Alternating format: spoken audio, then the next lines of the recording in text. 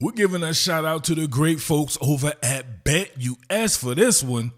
BetUS, where the game begins. Well, here we go. Seattle Seahawks star wide receiver DK Metcalf requests trade. Last time you guys saw me or heard me, I was reacting to a report about the Seahawks possibly fielding offers for one Dennis Rodman Jr. himself, DK Metcalf. A lot of people in there always got to do the goofy cornball shit, running in there, oh, it'll never happen, and this and that, as if they actually work for an NFL team and don't actually work at Jiffy Lube, right? You are a burrito engineer at Moe's. You don't know what's going to go on with an NFL team. All you got to do is sit back, relax, and just let these guys handle their business, right? So now you have DK Metcalf himself requesting a trade. That's explosive, right, on a number of levels. Now, I will say this, and I've maintained and I'm steadfast in my belief as a neutral observer. The Seattle Seahawks will be a better team once they move on from one DK Metcalf. Now, that's not saying that he's not a good player. He's a good player. I said it before. I believe he's a top 10 receiver. I don't believe he's the best receiver in the NFL, like a lot of these Seattle Seahawks Looney Tunes, right? A lot of these nutbags with the Seattle Seahawks for some odd reason think he is, because he happens to be the best athlete at the wide receiver position, at least one of them, right? At least in the top three at the very least, right? Big, strong, fast guy. There's no doubt about that. His athleticism is virtually unmatched. But this isn't the Olympics. This is football. As an actual receiver, he lacks stuff in his game that it doesn't seem he's improved on. He's still an average route runner to me. And to me, that's seeped over in his psyche or something.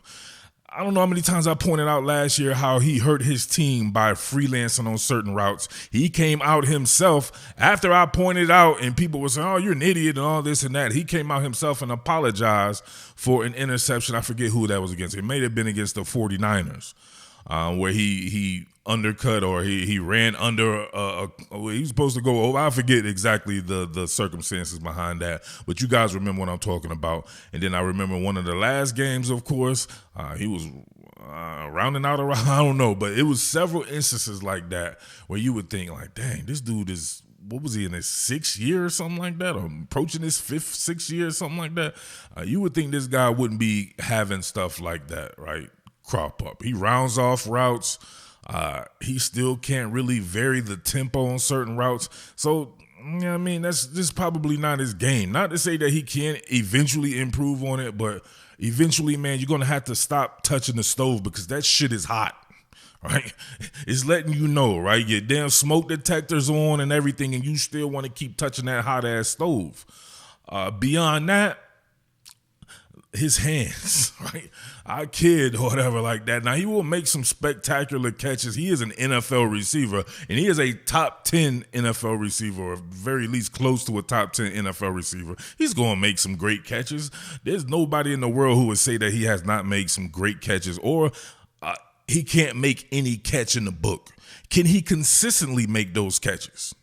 He has not shown that he consistently win in 50-50 even exchange situations, despite the fact that this dude is a physical freak. He doesn't play to me like a big receiver. You can get the same type of game out of a much smaller guy that you get from a DK Metcalf, who's like 6'4", 230 pounds or whatever like that. So, and that's just being unbiased. You know what I mean? That's the thing about this. When you walk your own path and you're not trying to be like everyone else, and you're not, you know what I'm saying? You don't try to just meet the standard or be a part of a go along to get along game. Like, I don't give a shit. Like, I don't know how many times you guys have to witness me not giving a shit. If I gave a shit, you know what I'm saying, things will be a little bit different around here. I just don't give a shit, right? I'm here to satiate my desire to be an unbiased football analyst. And that's my opinion of DK Metcalf, right?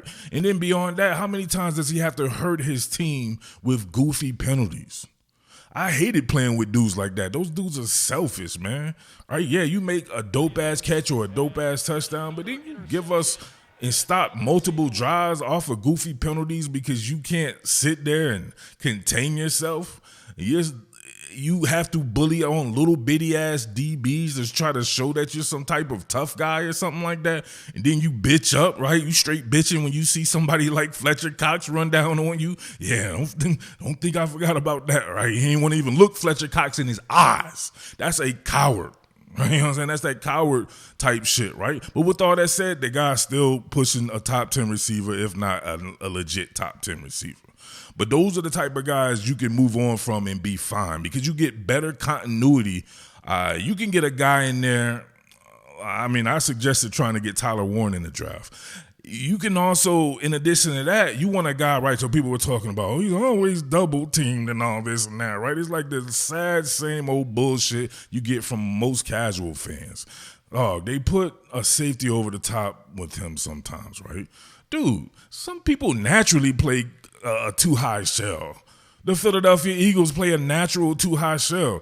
Some teams are going to do that, right? That's maybe you could call it extra attention or something like that. It doesn't always happen. There's plenty of times where they're in a single high shell and they're playing against the Seattle Seahawks, right? But you know why? Because life isn't about the deep ball all the time. Most of the routes are not ran vertical, right? You see guys like Puka Nacua, Amon-Ra St. Brown, a lot of these guys like that, right? Cooper Kupp racking up like 2,000 yards, and these guys aren't fast. These guys aren't big or anything like that, but they're more impactful to me than a guy like DK Metcalf. Now, I will give you this. DK Metcalf is a hell of a blocker, right? He's one of these guys that he will be selfless in that, right? So, I'm being unbiased here, right? He's really good. I love watching him block. Sometimes, though, right, he'll get a little bit inside his own feelings, though, and he'll even let that go. But for the most part, he's a really good blocker. And, of course, right, his freak athleticism has him make big plays, too. So take that for what it's worth. But he's not irreplaceable. The Seattle Seahawks are not going to go down in the dumps.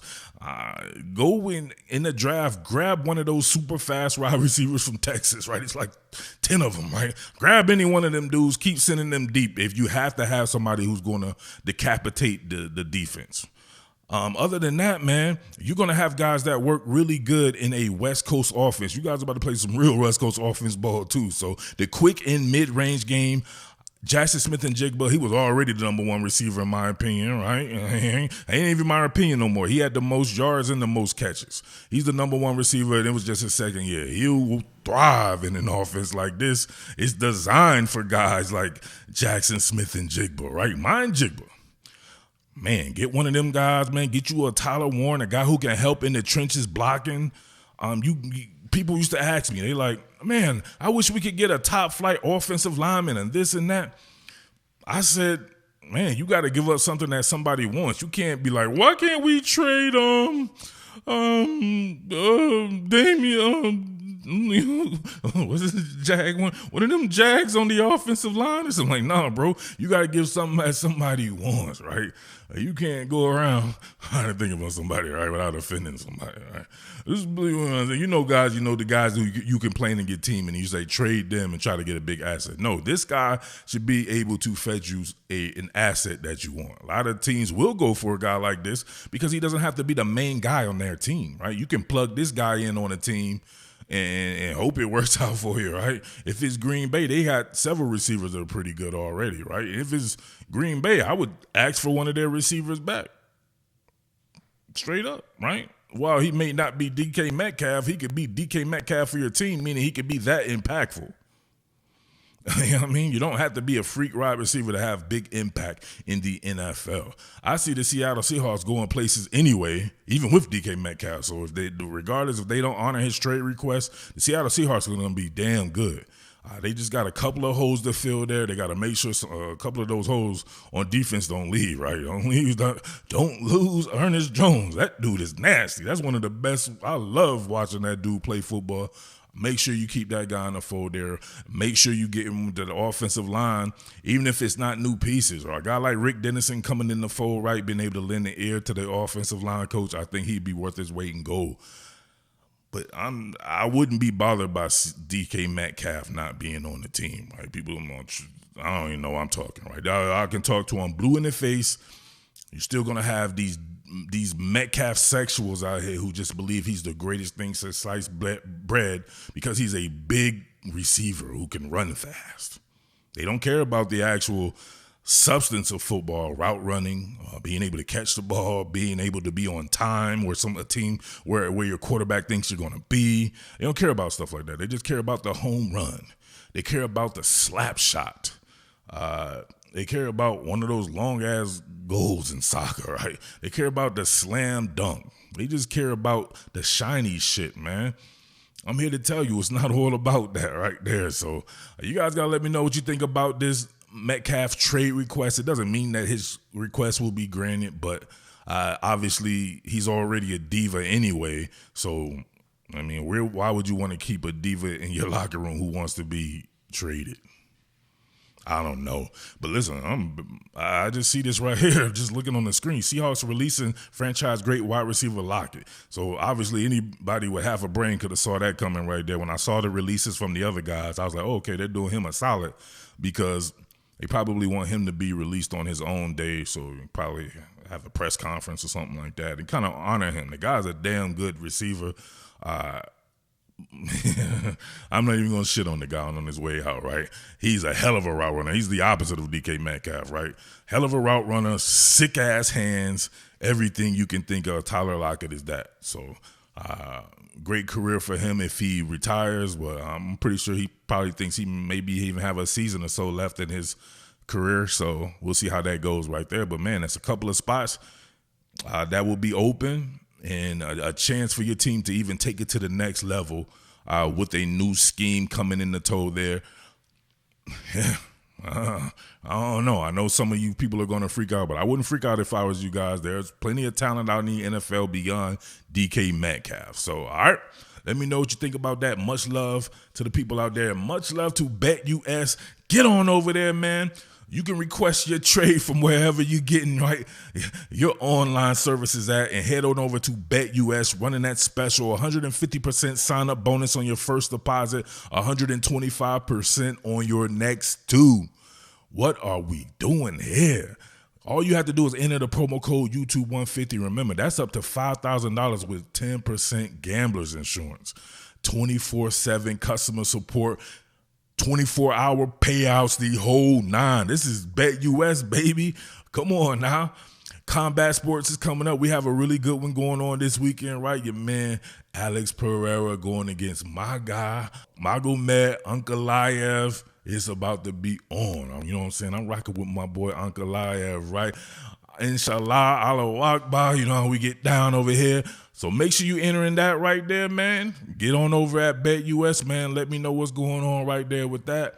And it is all to the good. Remember, promo code YouTube150. It's on. Let's get it. What more can I say? Top Billin.